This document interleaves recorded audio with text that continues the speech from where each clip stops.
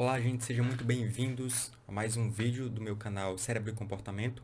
Para quem não me conhece, eu sou o Márcio Araruna, eu sou neurologista, sou um super entusiasta do cérebro e eu gosto muito do assunto relacionado com hábitos. Para quem me segue em outras redes sociais, principalmente na rede vizinha, eu falo bastante sobre o comportamento habitual, porque eu realmente acredito que os hábitos eles formam uma base para que a gente possa construir uma rotina produtiva e com isso a gente conseguir ter um cérebro produtivo, conseguir estar cheio de energia, conseguir executar o que tem que ser executado no nosso dia a dia. Todo mundo tem objetivos, todo mundo quer crescer na vida, todo mundo quer atingir o sucesso e a felicidade, e eu não tenho nenhuma dúvida, a partir do que eu já apliquei na minha vida e a partir do que eu já estudei, tendo um embasamento científico, de que os hábitos, eles realmente formam essa base de estrutura. Eu estava falando sobre os hábitos, falando o seguinte, que o nosso cérebro, estava falando isso no Instagram, que o nosso cérebro, ele, ele gera memórias, ele agrupa memórias de uma maneira que fique mais fácil da gente poder lembrar. Por exemplo, quando eu falo assim a palavra xícara, rapidamente a gente lembra da palavra café. A gente lembra da palavra garrafa de café. A gente lembra da palavra, enfim, o cheiro do café. Tudo isso está associado. Tudo isso está como se tivesse em um pacotinho de informação, um mais próximo do outro no nosso cérebro. Quando eu falo assim a palavra cadeira, rapidamente a gente lembra de mesa. Se eu falar a palavra carro, a gente lembra facilmente de pneu, de motocicleta, de velocidade. Mas quando eu falo assim a palavra arroz, a gente não associa arroz facilmente com fogueira. A gente associa mais com feijão, com supermercado, com almoço, porque isso está linkado no nosso cérebro. E eu estava explicando no Instagram o que é que isso tem a ver com os hábitos, né? Que é o seguinte, quando a gente vai começar um novo comportamento, por exemplo, ir para a academia todos os dias. Todo mundo já passou por isso, né? Quer começar a fazer atividade física, se matriculou na academia, passa um tempo, acaba desistindo. No início, o nosso cérebro ele linka a informação academia com o objetivo. Qual o objetivo de você ir para a academia? Ah, eu quero ficar saudável, eu quero perder peso, eu quero me sentir mais bonito, mais bonita, ter autoestima, enfim. Então, no início, essa memória ela está mais linkada, a memória do objetivo com o comportamento. Só que com o tempo, a partir do momento em que a gente está repetindo as ações e com algumas pitadas de recompensa, isso se habitua, isso vira uma memória que a gente chama de memória, uma memória processual, é um tipo de memória relacionada com os hábitos. Então, a memória de ir para a academia, ela fica mais linkada com o contexto, com o ambiente que faz você lembrar de academia. Então, por exemplo, se você vai para a academia sempre pela manhã, quando toca o despertador, você começa a linkar o contexto de manhã, o contexto de cheiro de café, tipo assim, se você costuma tomar café antes de ir para a academia, com a academia. A academia ela se insere nesse grupozinho de memórias, explicando de uma maneira um pouco mais simples. E aí uma pessoa me enviou uma pergunta para o Instagram e eu decidi fazer essa aula exatamente para poder explicar neurociências por trás dos hábitos, que é algo absolutamente fantástico. E aí essa pessoa ela me enviou essa pergunta. Como que seria em relação aos estudos, por exemplo? Qual que é a associação que a gente teria? Eu não consigo imaginar, por exemplo, um concurso, vou fazer um concurso público. No início, os horários para estudar, o despertador. Então, essa pessoa, ela ficou na dúvida, tipo assim, ué, como que o meu cérebro ele vai associar o contexto? É algo um pouco mais complexo, porque quando eu citei o exemplo, tipo assim, de despertador, e você começar a associar o toque do despertador com a ação de ir para a academia, fica mais fácil de você visualizar.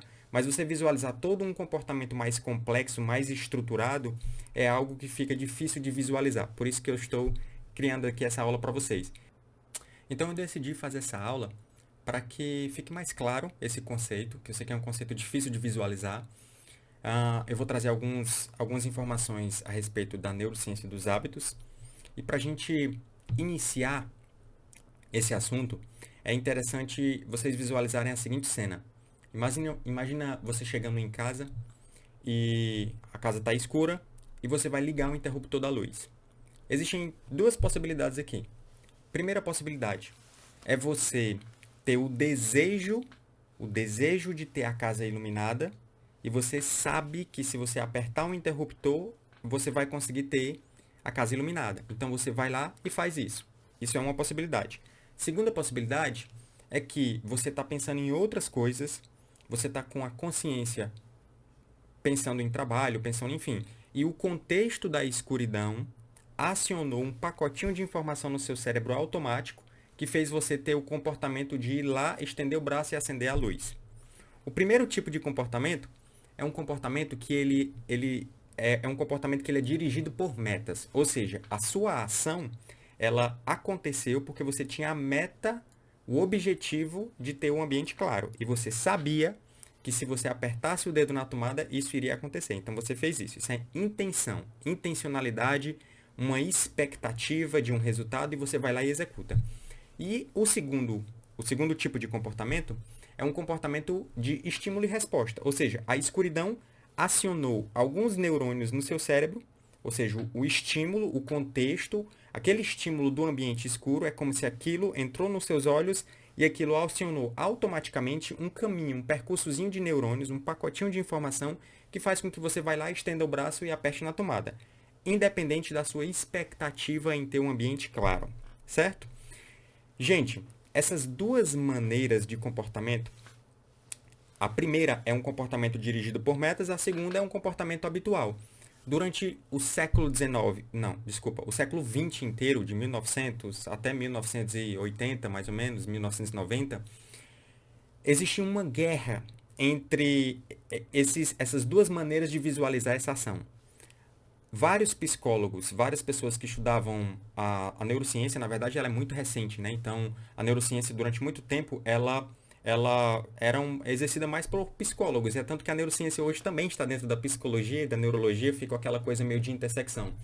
E alguns psicólogos, eles defendiam o conceito de que o comportamento ele era baseado por estímulo e resposta, que era o pessoal do behaviorismo, e alguns psicólogos acreditavam mais na revolução cognitiva, mais na intencionalidade. Eles acreditavam mais que o que moldava o meu comportamento era o meu objetivo em ter uma recompensa, em ter um resultado. Ou seja, o meu comportamento ele era baseado por metas. E aí vamos lá. Um dos primeiros pesquisadores que começou a estudar isso de maneira baseada em ciência, né, baseada em experimento, foi esses dois pesquisadores, o Dweck e o Konofsky. E o que foi que eles fizeram? Eles sabiam o seguinte, ó. Se a gente pegar um cérebro, eu coloquei um cérebro humano, mas claro que não se faz isso em experimento, né? Esses experimentos são baseados em animais de laboratório. Se eu lesionar essa região aqui seria o córtex motor e aqui seria o córtex sensitivo. Na verdade, aqui seria o córtex motor, aqui seria o córtex sensitivo. É isso. Então, se eu lesionasse o córtex motor, o que era que aconteceria? A pessoa iria ter um déficit motor, né? A pessoa, por exemplo, se eu lesionasse a região relacionada com o braço, a pessoa ela iria ter o braço sem conseguir movimentar. Se eu lesionasse a parte sensitiva, a pessoa iria ter déficits de sensibilidade. É como se o braço ele ficasse meio anestesiado. Então a pessoa também ia ter uma dificuldade em relação ao movimento, em relação a um comportamento de ação motora. Se essa lesão ela fosse na região pré-motora, ou seja, essa região aqui que está mais relacionada com a programação do movimento. Tipo assim, para eu poder colocar manteiga no pão, eu sei que tem um passo a passo. Eu sou destro, então eu vou pegar a faca com o meu braço direito, vou pegar o pão com o meu braço esquerdo, vou cortar o pão no meio, vou abrir o pão, vou pegar o queijo, vou colocar no meio do pão. Enfim, existe um passo a passo, existe um encadeamento de comportamento. Vocês concordam comigo? Concordam comigo? Então, a região pré-motora ela está relacionada com o planejamento motor, esse planejamento de passo a passo. Se eu lesiono essa região, esse encadeamento ele vai romper. Então, o paciente ele vai ter déficits no encadeamento de respostas, tá? Falando de maneira mais simples, tá, gente? A coisa é um pouquinho mais complexa. E se eles já sabiam naquela época, né? Isso aqui, início da década do século XX, finalzinho do século XIX, eles sabiam que se eles lesionassem essas regiões aqui, que são regiões mais profundas, tipo, se eu abrir aqui o cérebro, lá dentro vai ter essas coisinhas aqui que a gente chama de núcleos da base. Então, se ele lesionasse isso aqui, ele saberia que ele iria romper com o que há de mais instrumental no comportamento. E aí vai entrar um conceito novo, que é o conceito de comportamento instrumental, que eu quero explicar para vocês. O que é comportamento instrumental?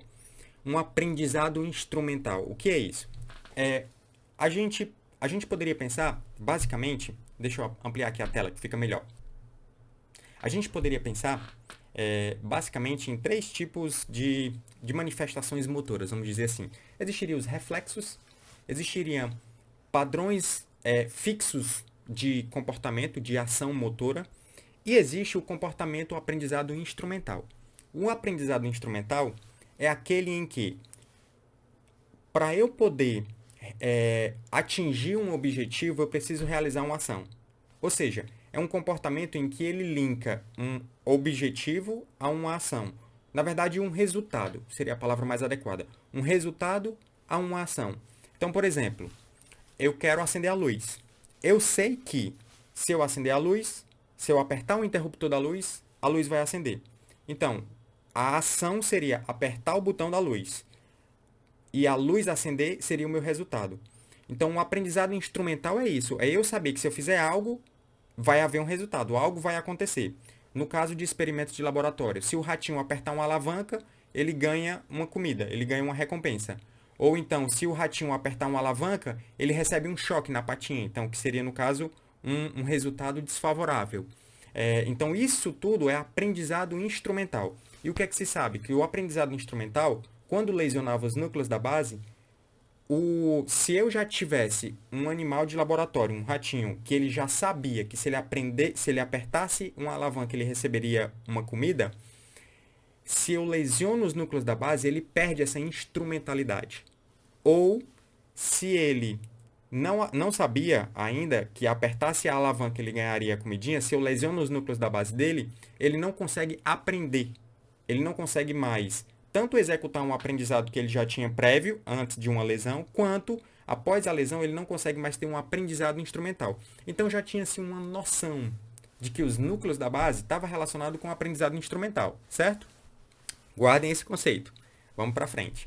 Só que, gente, naquela época, eles ainda não conseguiam ver detalhes. Eles ainda não tinham aparatos instrumentais, aparatos de pesquisa, de modelos de experimentos que trouxesse detalhes que vocês vão ver que foram se desenrolando ao longo do século XX, ao longo do século 1920, 30, 40, 50 e por aí vai. Então, ao longo desse período, ao longo do período do século XX, do século passado, existia essa guerra, entre aspas, né? Entre o behaviorismo e a psicologia cognitiva, a revolução cognitiva. O behaviorismo ele era meio que encabeçado pelo Clark Hall, que era um psicólogo, se eu não me engano, acho que ele é americano, não tenho tanta certeza. E a psicologia cognitiva pelo Thomas. Então, o que era que o pessoal do behaviorismo ele dizia? Ele dizia que todo comportamento ele acontece com base em um estímulo do ambiente. Aquilo que eu expliquei para vocês. Cheguei em casa escuro, o estímulo escuro acionou um caminho de neurônios no meu cérebro. Esse pacotinho de informação ele aciona de maneira automática e eu aperto a luz, independente da recompensa. Independente da recompensa. Era uma ligação, um link entre estímulo e resposta. E já o pessoal da psicologia cognitiva, ele dizia que o comportamento, na verdade, ele é uma função da minha expectativa interior com relação ao resultado. Isso é bem óbvio, né, nos dias de hoje. Mas vocês vão ver que o pessoal do behaviorismo não estavam 100% errado, não. Vocês vão ver que, na verdade, as duas coisas acontecem no nosso cérebro. Já tô dando spoilers, tá?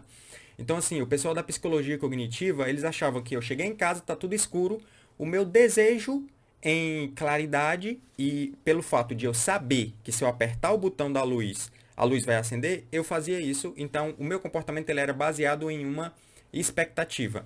Já para o pessoal do behaviorismo, a intenção, expectativa e representação interna, ou seja, eu ter esse desejo pelo resultado, isso não interferia em nada em relação ao estímulo e resposta. Bastava ter o estímulo que aparecia a resposta, independente da recompensa. A recompensa, na verdade, para o pessoal do behaviorismo, ele servia apenas para fortalecer esse link ou para enfraquecer esse link. E o pessoal da psicologia cognitiva, eles advogavam não, o contrário. Sim, a gente tem intenção, expectativa e existe uma representação interna. Ou seja, existe um aprendizado prévio em relação a saber que se eu apertar aquele botão, a luz vai acender. E existe uma representação interna de que a luz é algo boa, é algo que vai fazer com que eu consiga enxergar o ambiente. Então, eu faço isso porque eu quero o resultado.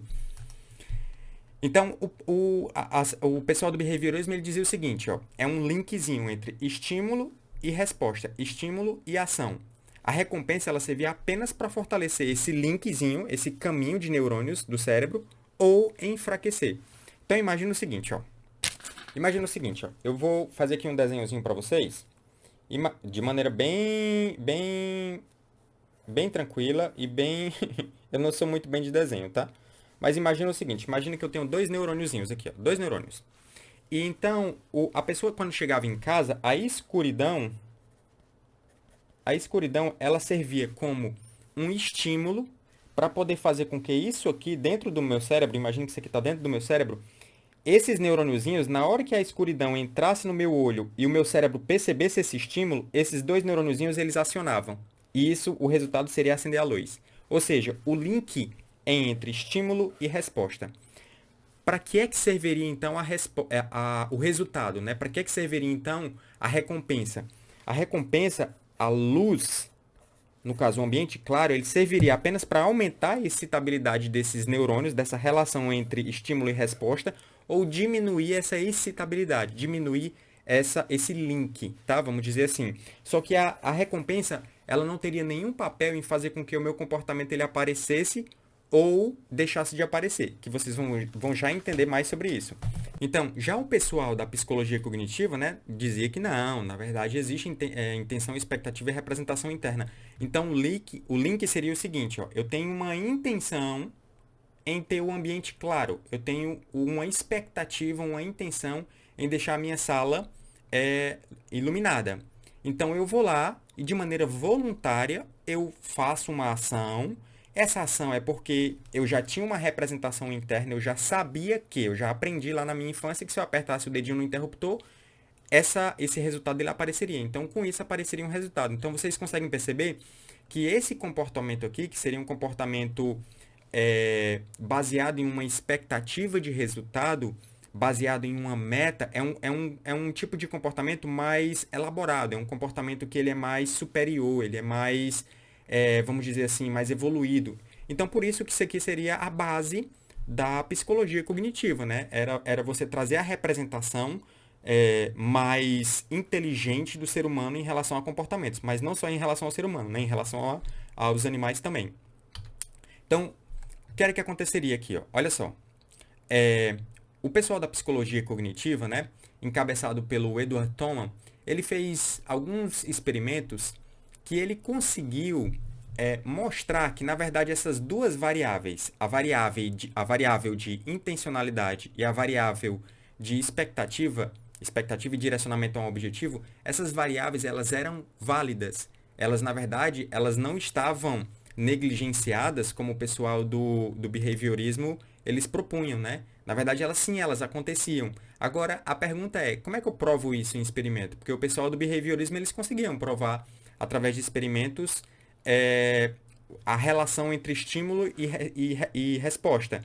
Lá no século 1840, 1860, 80 por aí, ou seja, no século XIX, o Tordink ele já tinha feito um experimento com gatos, que seria a caixa de Tordink, né? Em que ele mostrava que os gatinhos eles teriam um comportamento, uma performance melhor baseado em estímulo e resposta. Só que como é que eu vou provar? Como é que eu vou colocar experimentos para provar que essas variáveis aqui, na verdade, elas influenciam o meu comportamento? Como era que eu conseguiria fazer experimentos com ratinhos, fazer experimentos controlados, mostrando que a intencionalidade e o comportamento dirigido por metas, eles aconteciam, já que eu estou trabalhando, no caso, com ratinhos de laboratório, né? Então, apareceram dois tipos de situações que eu conseguiria provar que isso, na verdade, acontecia. O primeiro era o seguinte, era eu modificar o valor de uma recompensa. E o segundo era eu modificar a contingência. Calma, gente, que eu vou explicar para vocês, tá? Vou explicar de maneira bem simples. Olha só. Lembra aqui do pessoal da psicologia cognitiva, onde a ação, na verdade, ela está linkada com o resultado, com a recompensa. E não como o pessoal do behaviorismo dizia, que era estímulo e resposta independente da recompensa. O pessoal da psicologia cognitiva dizia que a ação ela está totalmente linkada à recompensa. Ou seja, Vamos pensar comigo. Se por acaso a minha recompensa, o meu resultado, ele começa a ser um resultado ruim, desfavorável, isso iria influenciar na minha ação.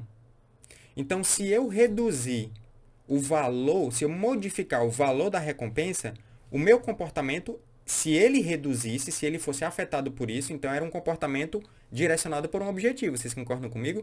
Agora, se fosse um comportamento e se eu aumentasse a recompensa, por exemplo, trabalho, a pessoa chega para um pedreiro e fala assim: olha, é o seguinte, eu te dou R$ 2.000 se tu levantar esse muro aqui para mim.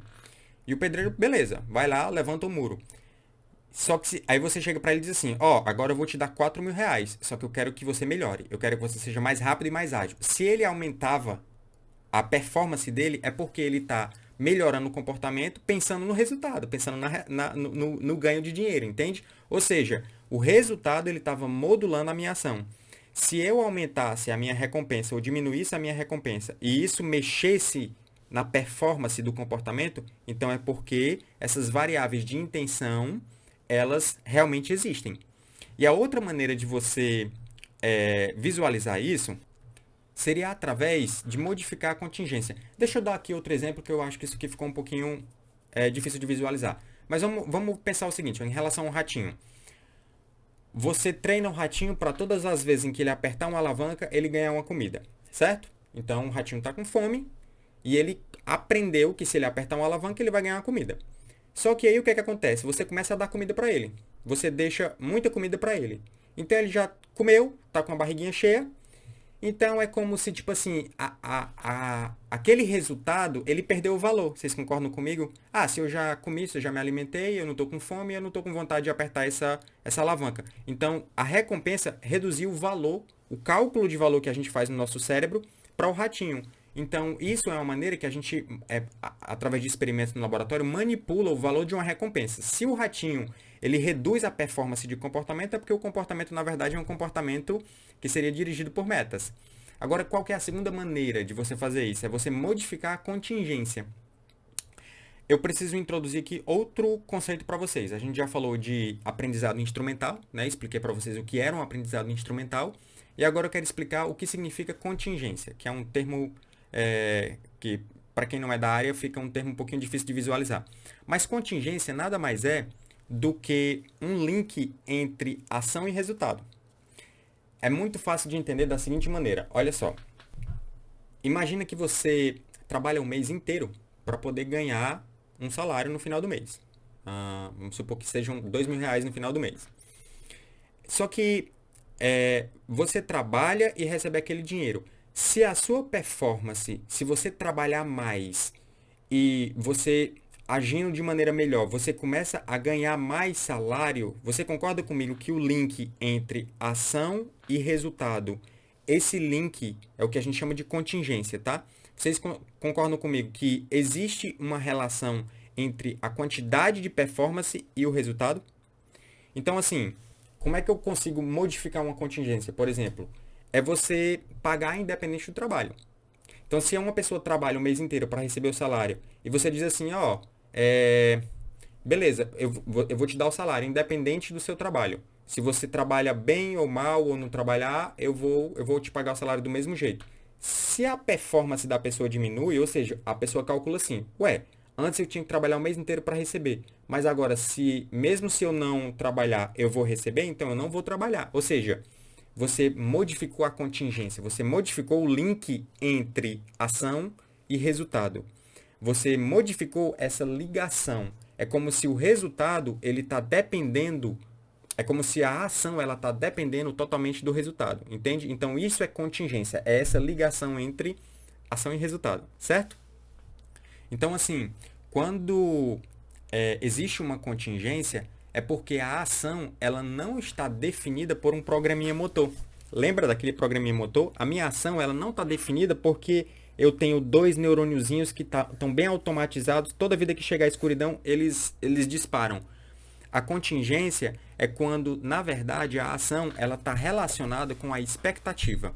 Ou seja, eu trabalhei muito, ganhei muito dinheiro. Se eu trabalhar mais, eu ganho mais dinheiro. Se eu trabalhar menos, eu ganho menos dinheiro. Então, eu vou trabalhar mais para poder ganhar mais dinheiro. Ou seja, isso é uma contingência. Se eu começar a modificar essa contingência e o resultado, a performance do ratinho, ela se modificar, então é porque ele estaria sensível a uma mudança de contingência. Se ele é sensível a uma mudança de contingência, é porque, no caso, o comportamento dele é um comportamento dirigido por metas, tá? Gente, deixa eu só voltar aqui um pouquinho, porque eu sei que esses conceitos são conceitos que são um pouquinho difíceis de pegar assim de primeira, são palavrinhas novas, mas basicamente eu vou tentar fazer um resumão aqui para a gente ter uma percepção, tá? Então assim, ó, existem duas coisas. Uma das é um grupo de pessoas dizendo que todo comportamento ele é baseado em estímulo e resposta, e existe outro grupo de pessoas que diz o seguinte, que na verdade não. O meu comportamento ele é dirigido pela minha expectativa de resultado. Eu quero receber alguma coisa, então eu ajo de acordo com aquilo. Ou seja, era um pessoal da psicologia cognitiva.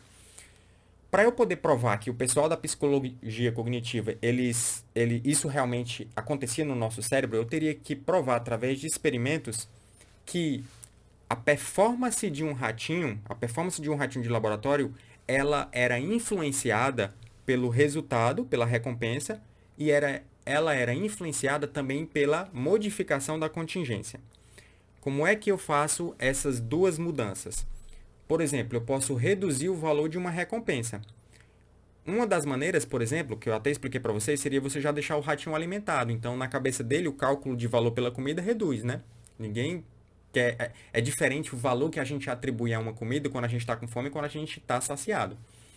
E outra maneira, por exemplo, seria eu colocar a comida e colocar a comida para ser uma comida com um gosto ruim. Por exemplo, eu fiz com que o resultado, a recompensa, ela passasse a ser uma recompensa desvalorizada. Se o ratinho modifica a performance, é porque esse comportamento é um comportamento dirigido por metas. Então, o pessoal da psicologia cognitiva estava correto. Só que para estar correto, o teste, o experimento teria que passar pelas duas provas. A segunda prova era a prova de contingência, ou seja, eu iria modificar o link entre ação e resposta.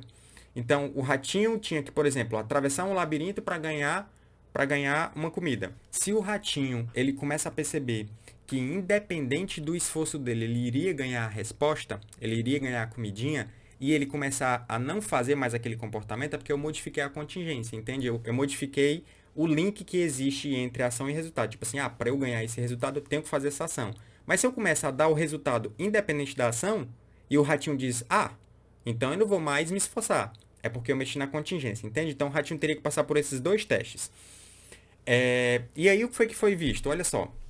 Foi visto o seguinte, que quando o ratinho ele é sensível a esses dois testes, ou seja, o comportamento dele se modifica baseado nesses dois testes, então é porque o pessoal da psicologia cognitiva estava correto. Mas se o ratinho fosse insensível a isso, o pessoal do behaviorismo estava correto. Então, na verdade, ele estava sendo guiado por hábitos. Ou seja, é aquela história do tipo assim, independente do seu trabalho, se você trabalhar o mês inteiro, você vai receber o dinheiro. Mas você vai receber o dinheiro do mesmo jeito, independente se você trabalhar bem ou ruim. Se o seu trabalho continua do mesmo jeito, então é porque você está agindo por hábito. E agora vamos para ou seja, você estaria sendo insensível a uma mudança de contingência, correto? Agora vamos para outro exemplo. Imagina uma pessoa que todas as vezes que chega em casa, ela abre a geladeira e toma um copo de suco. Independente se esse suco é um suco que está saboroso ou é um suco que está com um sabor neutro até um suco com um sabor um pouco ruim, se ela continua bebendo aquele suco, independente da recompensa, independente do valor da recompensa, ou seja, ela está sendo insensível a uma mudança de recompensa, uma mudança de valor de recompensa, é porque aquilo ali também é um hábito, certo? Mas vamos lá. Calma aí, que tem mais coisas para ver. Então a gente viu o seguinte, que o comportamento ele pode ser um comportamento dirigido por metas ou um comportamento habitual. E um dos primeiros experimentos que provou que o pessoal da psicologia cognitiva tinha uma razão, não estou dizendo que eles estão corretos, tá? Mas que eles tinham uma razão, foi um experimento dirigido pelo Thoman. O que foi que o Thoman fez? Ele fez o seguinte, ó. Bom, vamos lá. Eu vou colocar o ratinho num experimento onde ele vai ter que atravessar um labirinto. Esse labirinto é um labirinto em formato de T. E aí eu começo a testar o ratinho. Ratinho vem direto, dobra à direita. Quando ele dobra à direita, ele ganha uma recompensa. Ou seja, ele atinge um objetivo. Ele ganha uma recompensa e pode ser uma comidinha, por exemplo. E aí, depois de treinar os ratinhos, ou seja, o ratinho aprendeu a fazer isso, eu vou inverter esse labirinto. Então, o ratinho vem. Se ele dobrasse para a direita, ou seja, a direita do ratinho seria para cá, não é? Se ele dobrasse para a direita, vocês concordam comigo que ele estaria executando o mesmo comportamento, aquele mesmo pacotinho de neurônios, ou seja, direto dobrar à direita, independente da posição do labirinto? Ou seja, se isso acontecesse, era porque o pessoal do behaviorismo estava correto. Só que se o ratinho ele tivesse a perspicácia de dizer assim, opa, peraí, na verdade, o labirinto ele está diferente. Ele incorporou o espaço na mente dele, ou seja, ele fez uma representação interna. É a mesma coisa de você entrar dentro de casa pela frente ou pela porta dos fundos. Você tem uma representação interna da sua casa na sua cabeça. Então, o ratinho, se ele dobrasse para o outro lado, é porque, no caso, ele tinha uma representação interna do espaço e ele foi agiu baseado na intenção dele. Ou seja, a representação interna fez com que a intenção dele dirigisse aquele comportamento. Então, seriam dois tipos de estratégia do ratinho. O ratinho tendo a estratégia baseada na representação interna do espaço, ou o ratinho tem uma estratégia baseada na resposta, né, de estímulo-resposta. Foi que foi visto. Olha só que interessante. Foi visto que o ratinho ele começava a adquirir aquela estratégia baseada na representação interna do espaço. Ou seja, o Thoman estava correto. O Thoman falou que, na verdade, então, o aprendizado está sendo um aprendizado devido à teoria da psicologia cognitiva. Só que, como tudo é interessante na ciência, né? A ciência ela vai evoluindo, evoluindo, evoluindo. E às vezes uma pessoa que estava lá atrás, que tinha falado uma frase e depois ficou sendo uma frase interpretada como sendo um sacrilégio, aquilo talvez seja também uma verdade. Talvez existam duas verdades. Talvez não seja só um tipo de verdade. É exatamente isso que a gente vai ver. Olha só. Se por acaso, isso não foi o experimento do Thoman, tá? Mas isso já é baseado em conhecimento que a gente tem hoje. Se por acaso você treina o ratinho, treina pouco o ratinho, vamos dizer assim, um treinamento médio, pequeno ou médio, o ratinho ele vai começar a fazer o place strategy. Ou seja, ele vai começar realmente a ter a representação interna, vai aprender mais rápido e vai começar a dobrar para o lado da comidinha quando muda o labirinto, certo? Só que se você treina um ratinho de maneira, o que eles chamam de overtraining, ou seja, você treina um ratinho bastante, né? Ou seja, várias repetições com algumas pitadas de recompensa, ele começa, na verdade, a dobrar para o outro lado. Ou seja, ele começa, na verdade, a agir baseado em hábitos. Eu já estou dando um spoiler, tá? E aí depois, esses dois outros neurocientistas, psicólogos, eles também começaram a fazer alguns experimentos que a gente vai já ver lá na frente o que foi que eles fizeram, tá? Então, a gente tem o seguinte, a gente tinha a estratégia baseada na representação interna do espaço, onde com poucas repetições o ratinho já aprendia. E era uma memória que era flexível. O que é que significa isso? Outro conceito, tá, gente? Flexibilidade.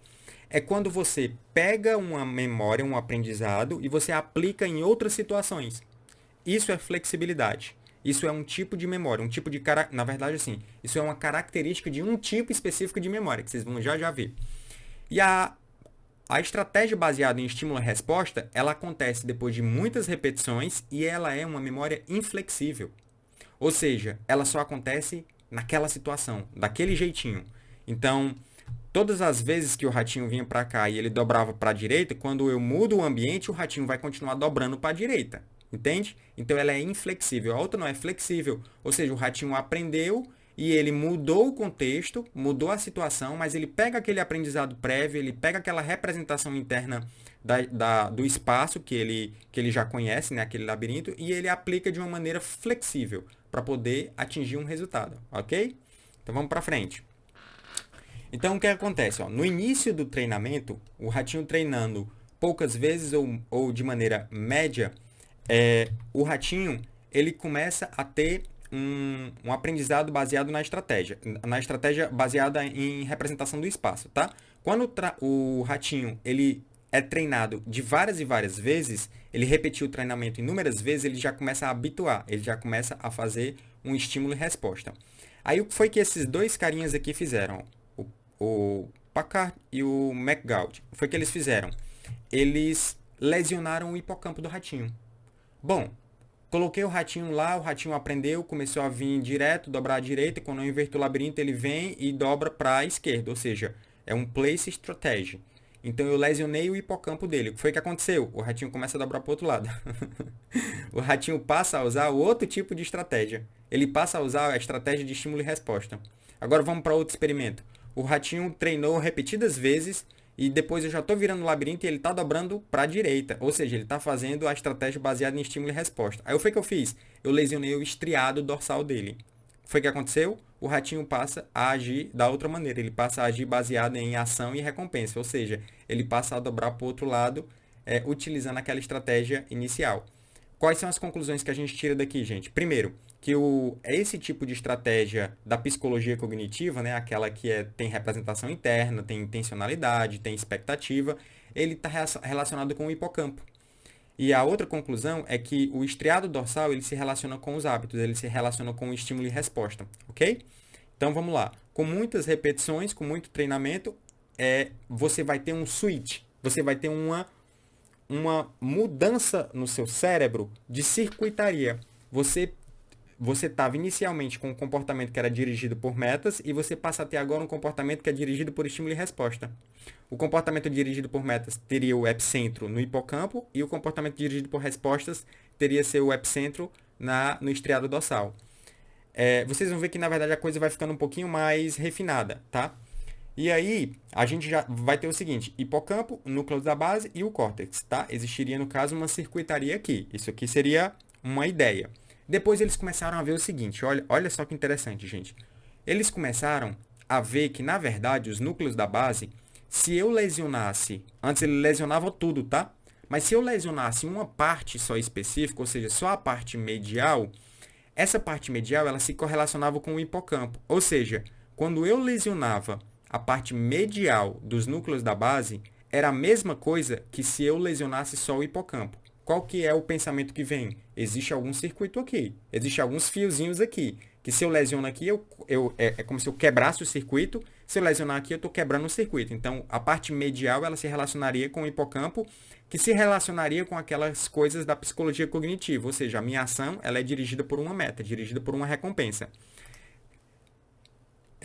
Nos animais, a parte medial dos núcleos da base do ratinho, ela corresponde ao nosso núcleo caudado, tá? Eu vou já explicar isso. E se lesionasse a parte lateral dos núcleos da base, olha só, essa parte aqui, lembra que antes eles lesionavam tudo? Mas se eu lesionar só a parte lateral, na verdade eu estou afetando a estratégia relacionada com estímulo e resposta. Ou seja, essa parte aqui corresponderia no ser humano ao puntamen, tá? Então, a outra parte aqui corresponderia à cabeça do caudado e aqui corresponderia ao puntamen. Só que as pessoas podem dizer assim, tá bom, mas isso aí é ratinho de laboratório. Diferente, o ser humano é muito mais complexo e ninguém vai fazer um experimento lesionando o cérebro de um ser humano. Como é que eu poderia trazer todas essas informações para o mundo dos seres mais evoluídos, entre aspas, né? Do mundo dos seres humanos? Bom, na verdade, existe sim uma correlação. E é aqui onde a coisa começa a ficar interessante. Olha só. Existe no nosso cérebro, a gente já sabe hoje, dois tipos de memória. Existem memórias que a gente pode chamar de memórias declarativas e existem memórias não declarativas. A memória declarativa, ela tem o epicentro dela no hipocampo, na região do lobo temporal mesial.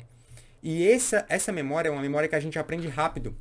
E é uma memória que a gente tem uma flexibilidade. Vocês lembram lá atrás dos ratinhos o que era que tinha de característica? Ou seja, com poucas repetições, ou seja, rapidinho ele aprende. E ele também tinha flexibilidade. E a gente sabe que nos seres humanos, a memória declarativa, ela é uma memória que aprende rápido e que tem flexibilidade. E que ela está também no hipocampo. Olha só que interessante.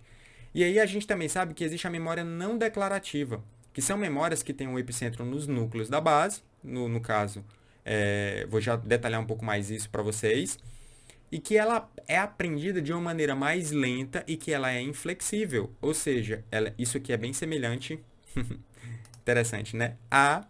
a esse experimento aqui. Ou seja, a gente aprende de maneira mais lenta, ou seja, precisa de muita repetição para aprender e ela é inflexível. Então, existe uma correlação. E existe sim estudos, tá? Existem estudos que fazem o seguinte, ó.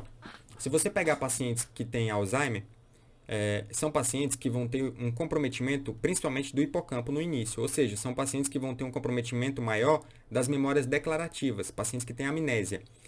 Esses pacientes, e você submeter esse paciente a alguns tipos de experimentos, você começa a provar que eles conseguem aprender, apesar de eles não terem a memória declarativa, só que eles aprendem baseado em hábitos, baseado em uma memória não declarativa. Do mesmo jeito, se eu pego um paciente que tem Parkinson, ou seja, que ele tem lesões nos núcleos da base, é o contrário. Então, eu consigo fazer... Claro que ninguém vai fazer experimento no ser humano lesionando o cérebro do ser humano, igual como se faz com os animais de laboratório. Mas eu consigo pegar algumas doenças neurológicas e trazer e ver sim que existe uma correlação. E hoje a gente sabe exatamente isso. A gente sabe que isso que a gente via em experimentos baseados em ratinhos de laboratório, isso também acontece com seres humanos, tá? Então, na verdade, a gente tem dois sistemas de aprendizado. Ah, quem era que estava correto no final das contas? Era o pessoal da psicologia cognitiva ou o pessoal do behaviorismo? Em relação a esse aspecto, os dois. Os dois estavam corretos. Na verdade, o nosso cérebro tem os dois tipos de sistemas. Existe um sistema que ele está relacionado com a memória declarativa, que é uma memória que é flexível, que é uma memória que ela é adquirida de maneira consciente, voluntária, e é uma memória que ela está mais sujeita a modificações. Vou dar exemplos, tá, gente? Memórias declarativas são aquelas memórias conscientes. Então, assim, o que eu fiz ontem, o que eu fiz antes de ontem, o que eu tomei no café da manhã hoje pela manhã, tudo isso são memórias declarativas, ou seja, eu consigo ter a consciência de que essa memória, eu consigo acessar de maneira consciente ela. Memória não declarativa é uma memória que eu não consigo acessar ela de maneira consciente. Exemplo, tocar um piano. Eu posso dizer assim para você, eu sei tocar piano. Aí você diz, uai, mas prove para mim. Eu só consigo provar se eu começar a tocar na sua frente. Ou seja, eu não consigo declarar conscientemente essa memória. Eu só consigo executar. E é uma memória que ela é inflexível.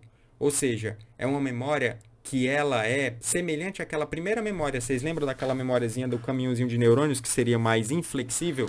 Ou seja, eu sei tocar piano, mas eu não consigo pegar essa memória do piano e tocar violão. Eu tenho que gerar uma outra memória para violão, entende? Ela é inflexível. Já a memória declarativa, ela é uma memória que ela é, por exemplo, quem foi que descobriu o Brasil? Ah, Pedro Álvares Cabral. Se você disser assim, você sabe quem foi que descobriu o Brasil? Sei. Então me prove. Aí você vai e diz de maneira consciente, Pedro Álvares Cabral. Ou seja, eu provei para você que eu tenho aquele pacotinho de memória dentro da minha cabeça. Agora, se eu disser assim, você sabe nadar? Sei, prove para mim. Eu só sei provar se eu pular na piscina e executar a ação. Ou seja, é uma memória que ela é mais inconsciente. Eu não consigo declarar. É uma memória que ela... Na verdade, essa história de consciente e inconsciente é em relação à maneira como você adquire, tá? A memória. Então, assim, eu adquiro a memória de que o Pedro Álvares Cabral foi quem descobriu o Brasil estudando, de maneira consciente. Eu aprendo a nadar de maneira inconsciente. É tentativa e erro. É tentativa e erro, os meus neurônios eles vão se reajustando. Sem uma ação voluntária minha. Tipo assim, os neurônios estão se ajustando lá independente da minha vontade. O que vai fazer eles se ajustarem seria o meu treinamento. Já a minha memória declarativa não é dependente da minha vontade. Ou seja, quanto mais eu ler aquela memória na minha cabeça, quem descobriu o Brasil foi Pedro Álvares Cabral, ficar repetindo isso na minha cabeça, é mais fácil eu acertar na prova, ou seja, é mais fácil essa memória ficar fortalecida. Já aqui não, é de maneira inconsciente, eu só consigo com o treinamento e os meus neurônios eles vão se adaptando de maneira inconsciente e essa memória ela vai sendo formada no meu cérebro. Essa memória não declarativa ela é automática. Ela é acionada de maneira automática, baseado em estímulo e resposta. Só que olha só, gente, nem tudo é preto no branco. Às vezes eu tenho uma memória não declarativa, uma memória declarativa, ou seja, eu tenho dois sistemas, um que está centrado mais ali no hipocampo, outro que está centrado mais nos núcleos da base, mas às vezes um pode assumir a função do outro. Deixa eu explicar de maneira mais simples. Existe um tipo de experimento que foi feito em pacientes com Parkinson. O Parkinson é um paciente que tem lesão nos núcleos da base. Então, é um paciente que, teoricamente, ele não conseguiria formar hábitos. E, na verdade, eles têm mais dificuldade realmente de ter esse aprendizado habitual. Eles conseguem ter o aprendizado baseado em memória declarativa, né? No caso, a memória consciente. Então, existe um tipo de experimento em que é um experimento baseado em probabilidade. Eu não vou entrar em detalhes. Mas esse aprendizado do experimento só é possível se for um aprendizado baseado nos núcleos da base. Só que os núcleos da base do paciente com Parkinson não funcionam. Então, no início, o paciente com Parkinson tem muita dificuldade, ele realmente não consegue. Só que quando você treina bastante ele começa a executar. Quando eu faço ressonância funcional e vou ver qual é a área do cérebro dele que está sendo ativada, eu vou ver que na verdade é o hipocampo. Ou seja, é como se ele pegasse o sistema do hipocampo e começasse a usar para poder fazer uma coisa que ele não estava programado anteriormente. Então isso é possível, tá? É, por que eu sei disso? Porque os pacientes que não têm Parkinson, ou seja, o grupo controle, quando você colocava ele no aparelho de ressonância, quem estava sendo ativado no cérebro eram os núcleos da base e não o hipocampo, entende? Então vamos lá. Vou mostrar aqui para vocês onde que fica a tal dos núcleos da base, né?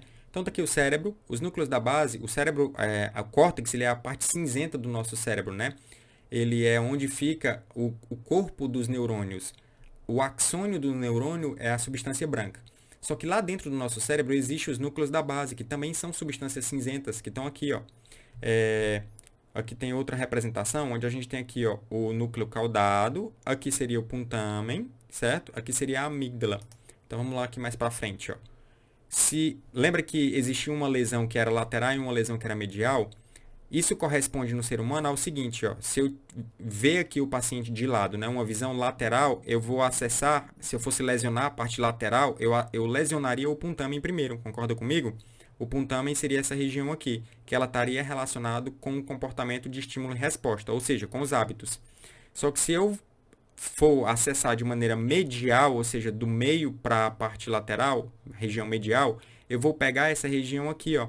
No caso, eu estou pegando mais o caudado. Então, o caudado ele se relaciona mais com o hipocampo e se relaciona mais com o comportamento dirigido por metas, que seria o pessoal da psicologia cognitiva. Aqui estaria o hipocampo. Ó. O hipocampo, isso aqui seria o lobo temporal, aqui o hipocampo. E no iníciozinho do hipocampo existe, ali no cantinho, existe a amígdala, certo? Então, na verdade, a gente tem dois sistemas de aprendizado independentes. Existe um sistema que é baseado em ação e recompensa e existe um sistema que é baseado em estímulo e resposta. O sistema que é baseado em ação e recompensa, né, ação dirigida para metas, o circuito ele envolve o córtex, o hipocampo e o núcleo caudado. E já o estímulo que é relacionado com hábitos, ele envolve o córtex, o putamen, certo? Na verdade, existem outras coisas também que vocês vão ver aqui, ó. Na verdade, a formação de hábitos ela é o seguinte, a gente tem aqui a memória associativa e aqui a gente tem a resposta sensorial e motora. Essa resposta aqui, a gente tem córtex, o striatum, o pallidum, o tálamo. Essa circuitaria, que seria aquela circuitaria mais medial, estaria relacionada com o pessoal da psicologia cognitiva. Essa outra circuitaria era o pessoal do behaviorismo. Então, com as repetições, essa é a principal mensagem. Você tem um switch. Você sai dessa circuitaria para essa circuitaria. Por isso que quando você repete, você faz um overtrained, você faz um overtraining de ações, aquilo começa a ficar habitual. E olha que legal. Quanto mais habitual, menos independente da recompensa. Você faz independente do resultado. Você age independente do resultado. Por isso que você, por exemplo, fica indo para a academia todos os dias baseado no estímulo, baseado no contexto e não baseado naquela meta de querer ficar saudável. E você vai de maneira mais automatizada. Você não precisa se esforçar, pensar no resultado, eu quero ficar muito saudável, ter aquilo como estímulo, como motivação para poder ir para a academia. Quando aquilo está habituado, você vai porque você está habituado. Você vai independente da recompensa. Você vai porque você associou estímulos e respostas no seu cérebro. E isso existe no cérebro humano também. Existem duas coisas que fazem com que o comportamento ele vá ficando habituado de maneira mais fácil. Isso baseado em estudos com ratinhos. O primeiro é overtraining, ou seja, você treinar muito, você repetir muito com pitadas de recompensa. E o segundo é a maneira como você oferece essa recompensa. Se você oferece essa recompensa baseada, existe o ratio schedule e existe o interval schedule. Se você oferece a recompensa baseada na quantidade de respostas, ou se você oferece a recompensa baseado no intervalo de tempo fixo, quando é com intervalo de tempo fixo, isso facilita mais esse switch para essa circuitaria habitual, certo? Então é isso, gente.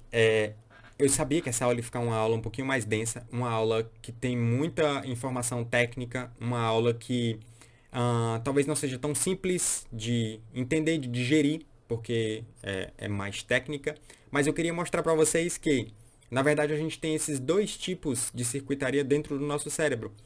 Nem tudo é preto no branco. Para vocês verem como na neurociência, né? Na verdade, tanto o pessoal do behaviorismo quanto o pessoal da psicologia cognitiva estavam corretos.